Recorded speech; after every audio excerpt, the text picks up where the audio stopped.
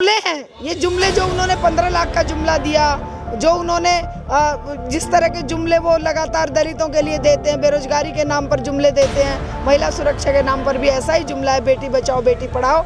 अब तो उनके खुद के मुंह से निकला है कि बेटी बचाओ और बेटी पढ़ाओ, जो इनकी कल्चर दिखाता है।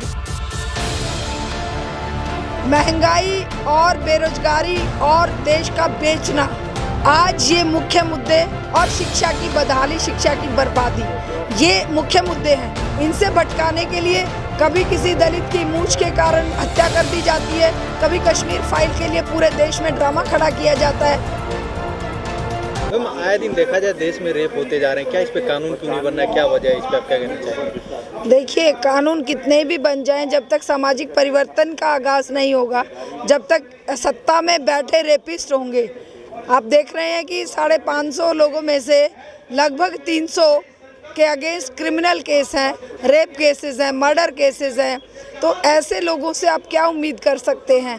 वो कानून बना भी दें तो हत्यारों को संरक्षण देना, रेपिस्टों को संरक्षण देना, रेपिस्टों को चुनावों में जीतने के बाद है, कुलदीप सेंगर जैसे लोगों को जाकर साक्षी महाराज धन्यवाद जेल में जा रहे हैं देने, तो ये क्या मैसेज देता है समाज में?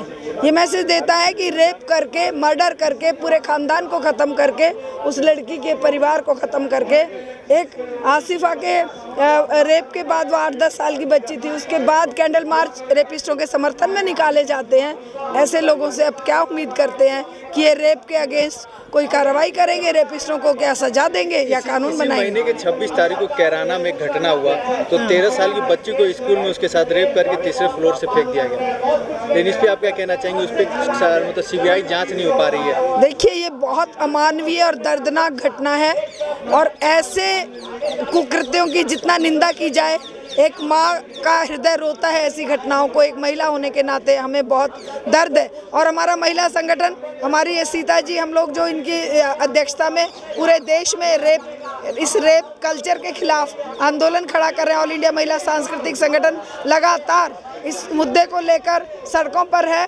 और इस व्यवस्था से हम कोई उम्मीद नहीं कर रहे हैं। इसलिए जन आंदोलन इसके लिए खड़ा करना पड़ेगा, और हर किसी को, महिला पुरुष बड़े छोटे सबको एक साथ आना पड़ेगा। हम लोग ये सारे महिला संगठन के सदस्य मिलकर इस दिशा में लगातार संघर्ष कर रहे हैं, क्योंकि हमें सरकारों से, इन रेपिस्टों से, इन क्रिमिनलों से कोई उम्मीद नहीं है। मोदी सरकार अपना अलग नारा बनाती है, बेटी बचाओ बेटी पढ़ाओ करके, लेकिन क्या है कि 7 सालों सरकार में और कानून नहीं बना पा रही है। ये जुमले हैं, ये जुमले जो उन्होंने 15 लाख का जुमला दिया, जो उन्होंने जिस तरह के जुमले वो लगातार दलितों के लिए देते हैं, बेरोजगारी के नाम पर जुमले देते हैं, महिला सुरक्षा के नाम पर भी ऐसा ही जुमला है, बेटी बचाओ बेटी पढ़ाओ। अब तो उनके खुद के मुंह से निकला है कि बेटी बचाओ और बेटी पढ़ाओ, जो इनकी कल्चर दिखाता है, जो बदतमीजी इनके मुंह से निकल गई है। तो ये तो बेटियों को समान समझते हैं। इनकी महिलाओं की ये क्या दुर्गति करते हैं इनकी पार्टियों में। इनके खुद वो जो शिवानंद सरस्वती या क्या कौन सी सरस्वती, वो जो खुद बकवास करते हैं, उनके ऊपर कोई कार्रवाई नहीं होती है। जब वो गंदगी फैलते हैं मीडिया में, तब उनके अगेंस्ट कोई कार्रवाई नहीं होती है। वो खुद की अपनी जो बीजेपी की महिलाएं, उनके अगेंस्ट गंदा बोलते हैं। तो ये क्या उम्मीद करें इस सरकार से और बीजेपी से? देखा जाए इसी दौर में मैं आपसे दूसरा सवाल करूंगी, महंगाई को लेकर लोग परेशान बहुत हैं। देखिए, महंगाई और बेरोजगारी और देश का बेचना, आज ये मुख्य मुद्दे, और शिक्षा की बदहाली, शिक्षा की बर्बादी, ये मुख्य मुद्दे हैं। इनसे भटकाने के लिए कभी किसी दलित की मूंछ के कारण हत्या कर दी जाती है, कभी कश्मीर फाइल के लिए पूरे देश में ड्रामा खड़ा किया जाता है, कभी राम मंदिर के दर्शन कराने के लिए नवरात्रों में फ्री सेवाएं दी जाती हैं। मुद्दे तो ये हैं जो जीवन से जुड़े हुए हैं। अब जैसे बिजली बिल 2021 को यहाँ पर लागू करने के लिए पूरी ताकत कॉरपोरेट के हाथों बेचने की हो रही है, जिसके विरोध में आज हमारा all India electricity consumer association का धरना चल रहा है। इसी तरह से शिक्षा को बेचने का, बर्बाद करने का षड्यंत्र लगातार चल रहा है। तो मुद्दे तो ये हैं, उन मुद्दों को, और इसी का परिणाम बेहताशा बढ़ती हुई महंगाई है। बेतहाशा महंगाई को रोक नहीं पाएंगे, है सिलेंडर जो 250 का सिलेंडर 1000 का हो गया है, और इसी तरह से 35 रुपये 34 रुपये का पेट्रोल 100 का खरीदना पड़ रहा है। लेकिन जनता को उलझा दिया जा रहा है दूसरे गैर जरूरी मुद्दों में। तो इनके अगेंस्ट हम लोग लगातार आंदोलन कर रहे हैं। आपने जिक्र किया द कश्मीर फाइल्स को लेकर, क्या उस फिल्म में कोई गलत बना हुआ है क्या? कश्मीर देखिए, जो बीता था वो दिखाया गया। देखिए, कश्मीरी पंडितों के साथ जो हुआ, उस समय केंद्र में बीजेपी समर्थित सरकार थी और उस समय बीजेपी का बिठाया गवर्नर कश्मीर में था। Who is responsible?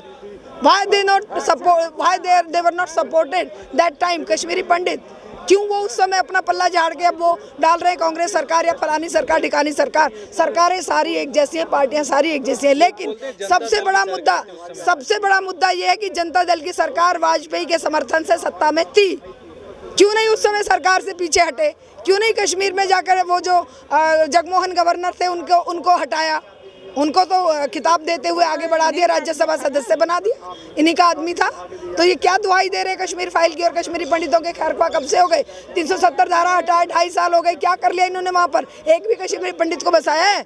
और ज़्यादा उनके जो ऑर्चर्ड थे और जो बाग थे वो सब बेच बाच के ये अब अपने आप को महान बता रहे हैं। पूरे देश में इन्होंने बर्बादी कर रखी है। तो ऐसी स्थिति में हम कश्मीर फाइल्स को भी इनका एक जुमला है, एक देश में बदमगजी फैलाने का, देश के अंदर जहर फैलाने का एक इनका तरीका है। फाइल्स पे लेके दिल्ली के मुख्यमंत्री अरविंद केजरीवाल पे बीजेपी वार कर रही है लगातार उनकी आवाज पे जाके, क्या कहना चाहेंगे इसको? देखिए, यूट्यूब पे डाल दो।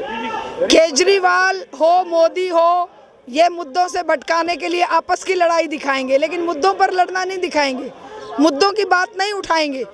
कश्मीरी फाइल पे उलझे रहेंगे, वो उसे गालियां दे, वो उसे गालियां दे, वो उसे कहे ये कर दो, वो उसे कहे वो कर दे। हम इस पंगे में पड़ना ही नहीं चाहते। हम तो रोजी रोटी, महिला सुरक्षा के मुद्दों पर बात करना चाहेंगे, वही करेंगे।